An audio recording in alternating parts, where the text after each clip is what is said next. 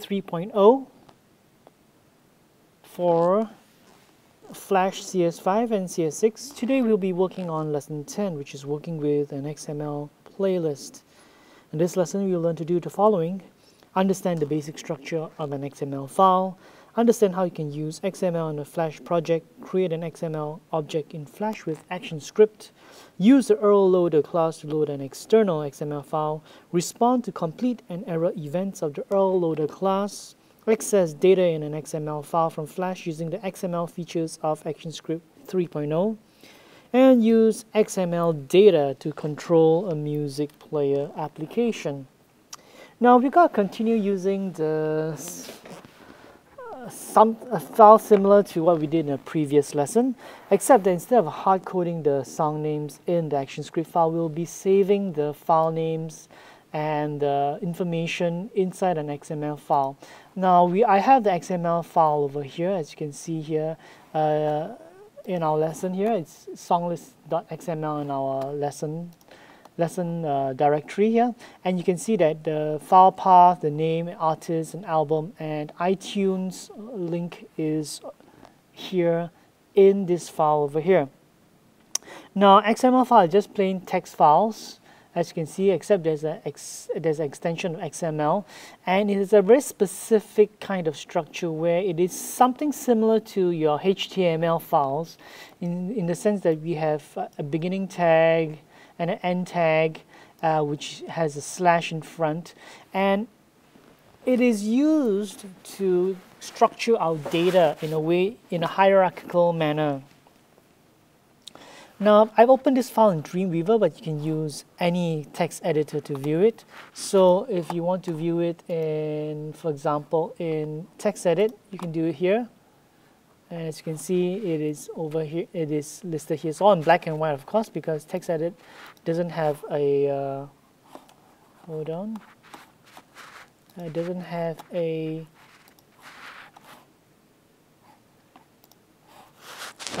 color coding for our syntax. So you can see that over here at the top there's this XML header here. This just tells you what the version of XML we're using and the encoding type. And every item here is called an element. So this is the song element, and inside the song element there's a file element, the name element, artist element, album element, and iTunes element.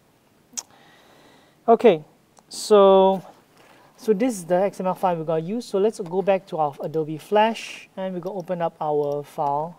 So let's go on to lesson 10. So let's go on to lesson 10 over here.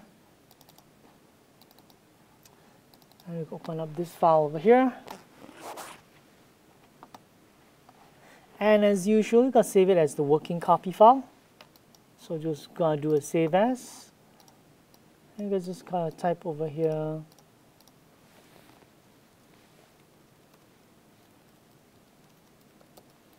working copy. Okay, and I'm gonna save it.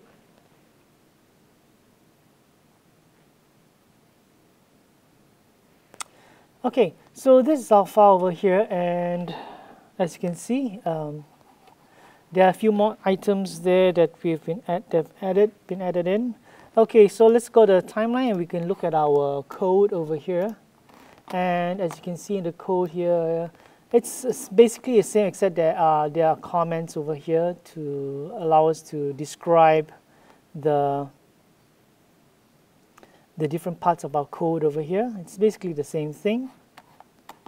Okay, and there are a few more things. For example, we have our buttons.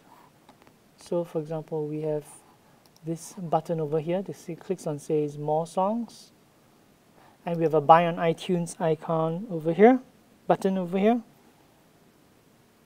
Okay, so I noticed the name of the button here. This is called link_button. And this is called more_button. Okay, so now we're going to locate go to our actions here. Open it up. Okay. And we're going to look for the song list array. So the song list array is over here. So this is our array over here. Okay, and what we're going to do is that we are going to Hold on. Okay, so this is our song list over here. Okay, let's see where there's a word wrap. Oh, there's no word wrap here. Okay, so anyway, this is our list of files over here, and we're gonna just delete this part over here. Okay, and what we gotta do is now we gotta insert 2 new variables into the file, and they'll be used to keep track of our current songs. Okay, so we gotta come over here, and we gotta just type underneath here. We gotta type var song count int equal to 0 and var song num int. Okay, so it's got to contain our data from the song list and the URLLoader object to load XML into Flash. Now, the way to load it is to use this thing called an XML file, XML class to load XML data. Okay, so now we've got this code over here, okay, and we got to just come over here and go add a new line and say var song list underscore XML, which is of type XML, and we got type XML loader URL loader equals to new URLLoader. Okay. So what this does it is it allows us to load XML data. Okay, so now we gotta use the URLLoader class and use the load method to bring data from an external source. Again, it's the same thing as we've always done. Use URLLoader and URL request. So just the URL of the file that we want.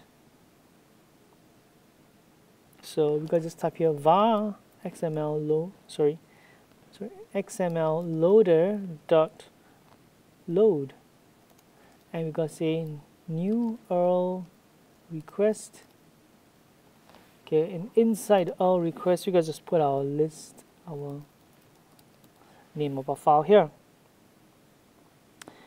Okay, so now the URLLoader class has some built-in events that give feedback on the loading. Okay, so there's, for example, we gotta use the complete event so that once we finish loading, we'll use it to set the data into our file, into our application.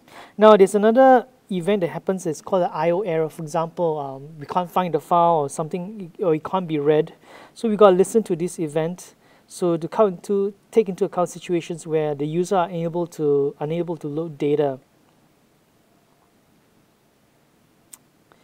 Okay, and another additional loader event, which is the progress event, is not used, but again, which we've used previously before, is to keep track of the loading, is the progress event.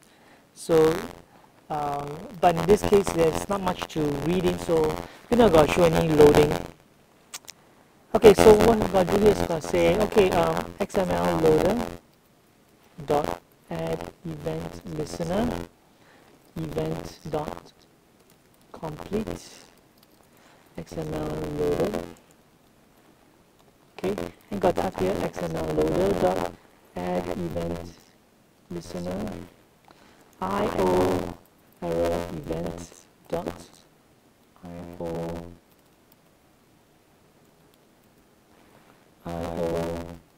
error, and over here we got error handler.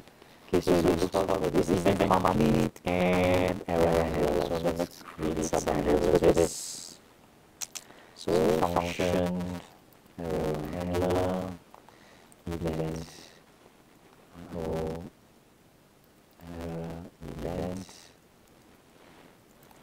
void, and I'm just going to say song title dot text equals to XML loading error plus event. Okay, so now we've got our error handler over here. So if anything happens, we'll just set the title to say, oh, there's an error here. If the file loads successfully, then we call the XML loader event, which we're about to create right now.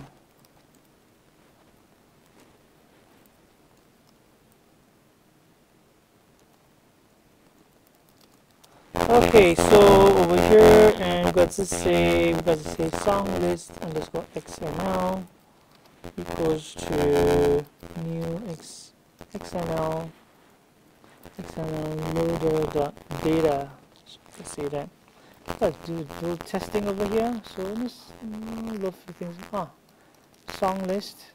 Okay, song list hasn't been created yet. So again, notice that so it's still not ready yet. So we're gonna convert the song list XML to our song list later.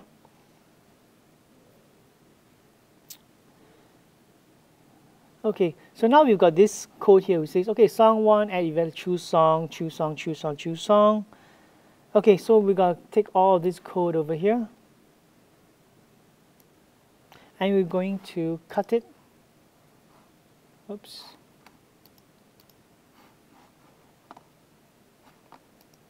Got to cut it. And we're going to come over here. Sorry, over here, and we got to say file. Oops, hold on. Come and paste it all the way over here. So once it's loaded, okay, we got to say song. Only when it's loaded do we allow the person to click on the buttons.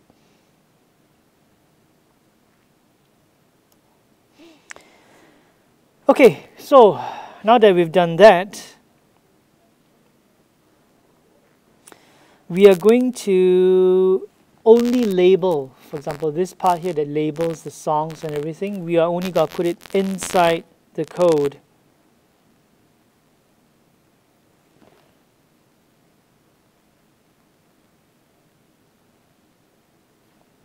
Okay, so instead of putting in a list, we're going to create a method and call it set songs. So we're going to come here and just come function set songs. Okay.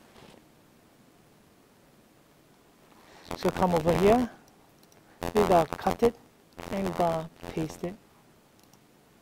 Okay. So let's just format this whole thing. Okay, so now we've got this clip over here. So what it does is that it looks at the song list, and what it's going to do is it's going to replace the titles there.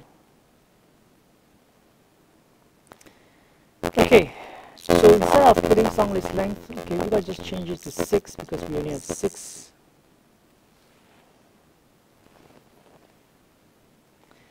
Okay, then the next part here is going to set the string as song list I as string. Now, because we don't have a song list anymore, we're just going to change this. So it says, we're going to just come over here, let's just change it to title text.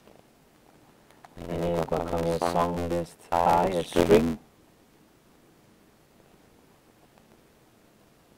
So this song list does not exist anymore, so we're going to just say song list underscore XML dot song. So what this means is that when you look at our video, okay, notice this is our song list.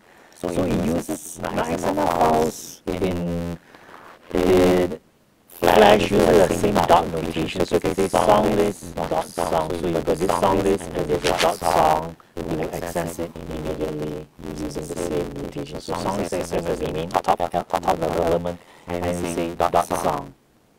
And then and over here we got to put it as dot name.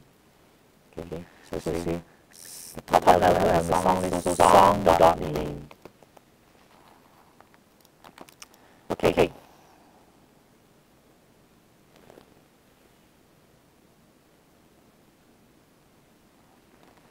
Now, what else can we do here? Now we're going to copy this one. So, come here, and then we're going to copy this part here. And then we're going to come and type this over here. This is text.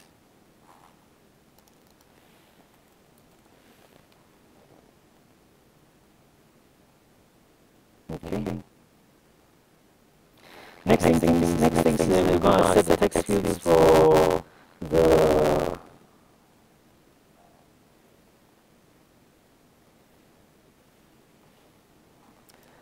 for the song title. Okay, now we don't need this because we already got the name of the song already, so we can just delete this. Okay, then what about this part? Okay, so this is used to set the title. Okay, so we got to change the name of the variable. So over here, bar clip this song title. So we got to change this to bar clip title equals to this song I plus I title.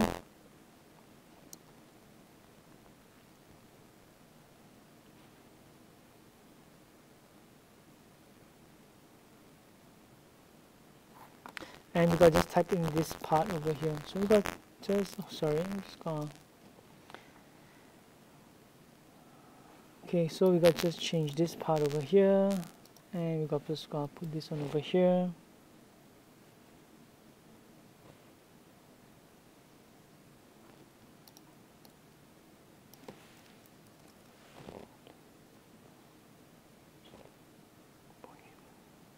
Okay, so we got this song I, and we got to just change this to artist.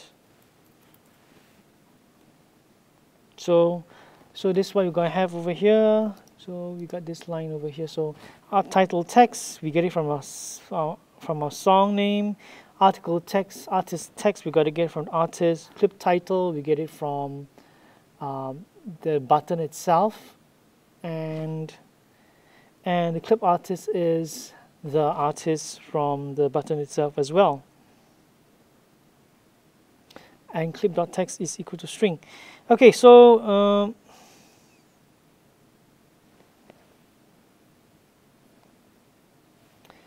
instead of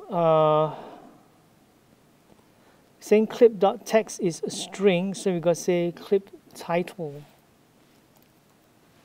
dot text is equals to title text.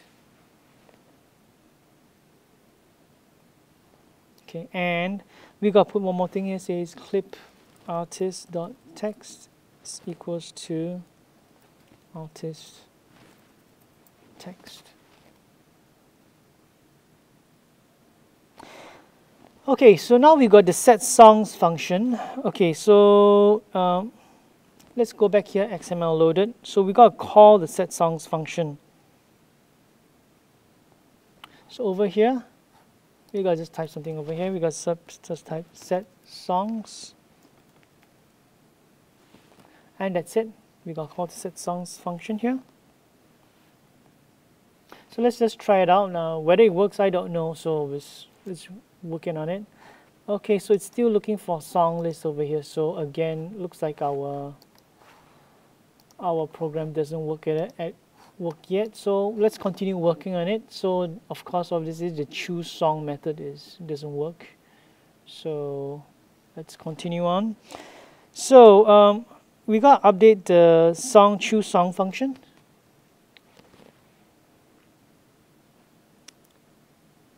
So we got to take in account that the song is part of. Now we actually generated the file, but since the information is already inside here, we can actually take it from our XML file information. So let's just come back over here.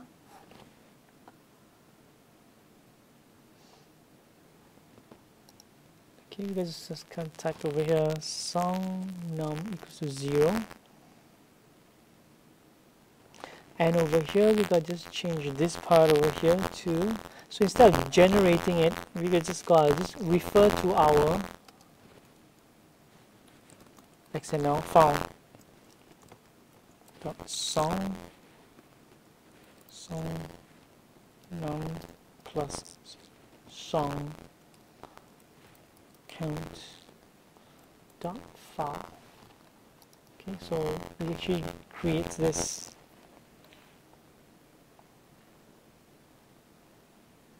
Okay, so that's the thing. That's really good. So we just got copy this here. Just got paste it.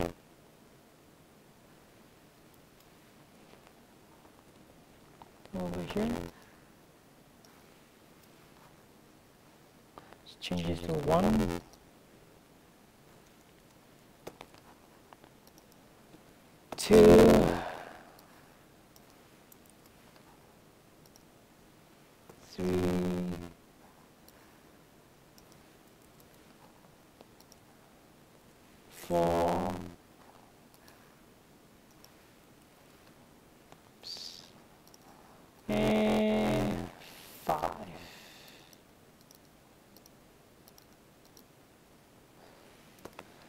Okay, so we have these files over here, and okay, so let's just try one more time. So it manages to open the file, and it actually puts in the name of the artist right below here. So there. Okay. So the next thing we're going to do is we'll create hyperlinks using XML data. Now, we are able to, now this is the link button in the upper right corner. Okay, so we're going to create a link to using the navigator method. So let's come back over here. So again, what happens is that you got this button, you want to buy it on iTunes, so you got to create a link for it, and for all users to buy whatever song they're playing in iTunes.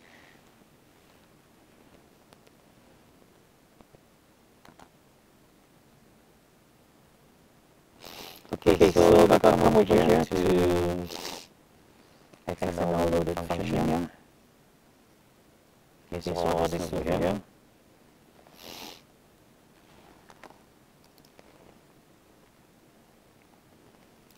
Here, link underscore button dot add event listener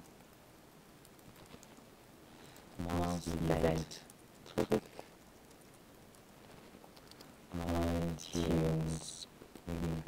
Okay, so this means it goes to the iTunes link. And we're going to create another function. We're going to come out over here, just add the function there. Function iTunes link. Mouse event void. Okay, we've got this type of this thing inside here. So every time a person clicks on the iTunes link, you can ask them to type it out here.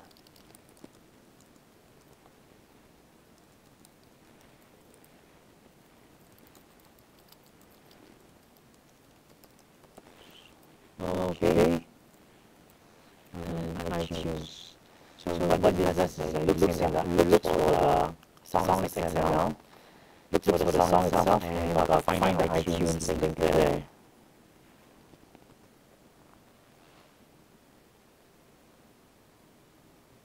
So whatever the current song, when you look at it, looks okay, what's the current song, and then you find the song number and plus the song count, and click find the iTunes link.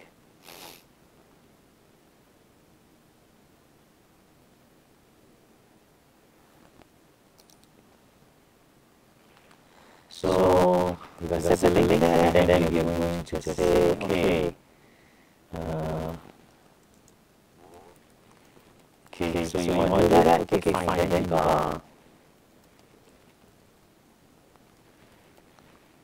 give your link there. And so this one says, okay, fine, then you go and navigate to this URL, you give me the URL, and you'll go to this website over there. Okay, so let's try it out. So let's say this. Okay, I'll work on this and combine my issues. I hope this works. This is over here. So let's say another song. Okay, so I'll do this one.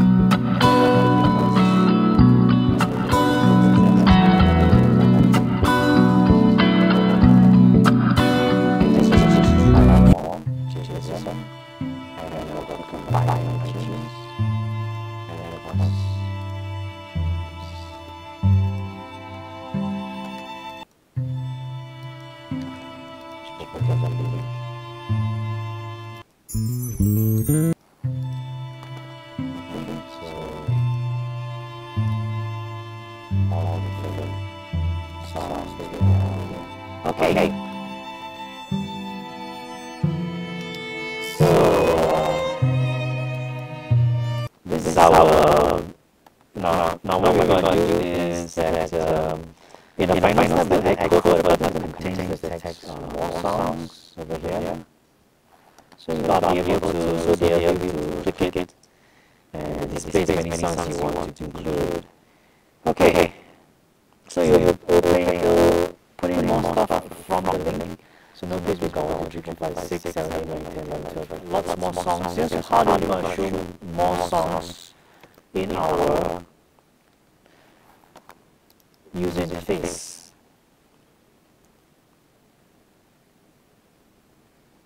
Okay, so let's come back to our XML loaded function over here.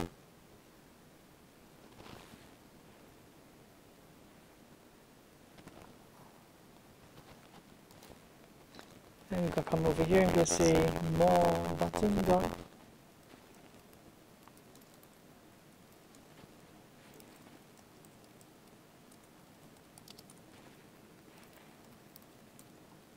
more songs.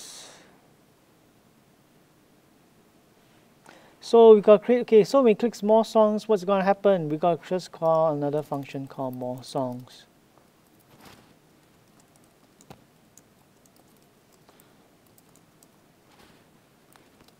Okay. Okay, so whenever the user clicks one of the 6 buttons on stage, a switch statement is called. Okay, but so what we want to do is that when we click more songs, we got to go to another page. So instead of that, so we got to use our song count to say, okay, now if it's more songs, got to go on to song number 7 onwards. So I'm going to say if song count smaller than song list underscore xml.song.name.length, which finds out how many songs they are, minus 6. Okay. Then we got to say song count plus plus. Else, we got to start back at the beginning. Song count equals to 0. Okay. So let's try it out again. So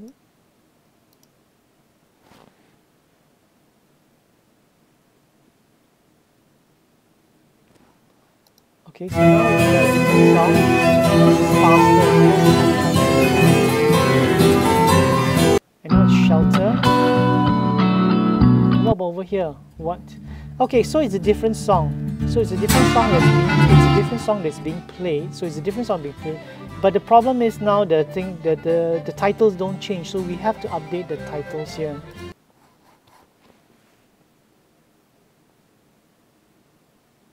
Okay, so again back to our set songs method here.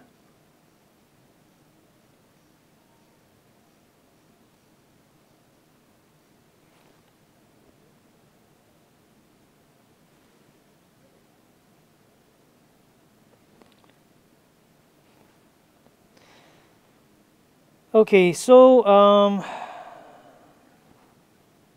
instead of saying song list XML song I, so we got put this thing here plus song count plus song count. Okay. So it's got to change the title. Okay, so every time there's more songs, you've got to change the title over here.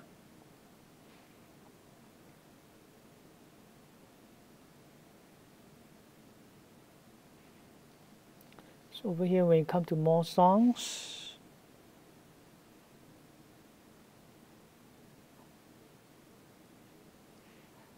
and so, okay, fine. So we increased it, we've got to set the songs again. Set songs one more time.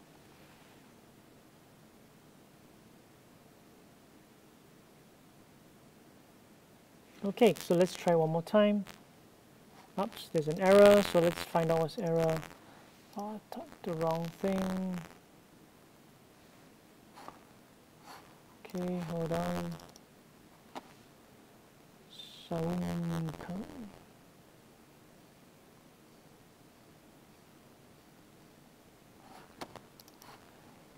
Line 52. So hold on, line 52. Okay, we're here.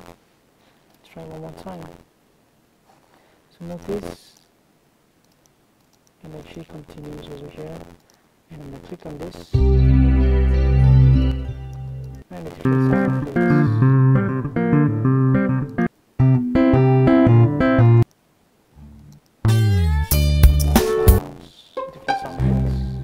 Okay, so suggestions to try on your own. Okay, you can try adding song elements. So over here, in this file, you can try adding a few more songs and see what happens.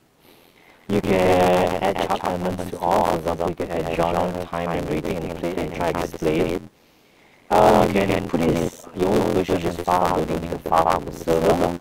And you can create multiple XML files. Or you can add an event listener to track the progress of downloading.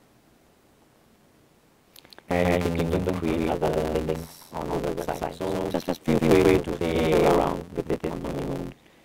Okay, and you will create your own XML files and load up something else. So thank you very much, and see you in the next lesson.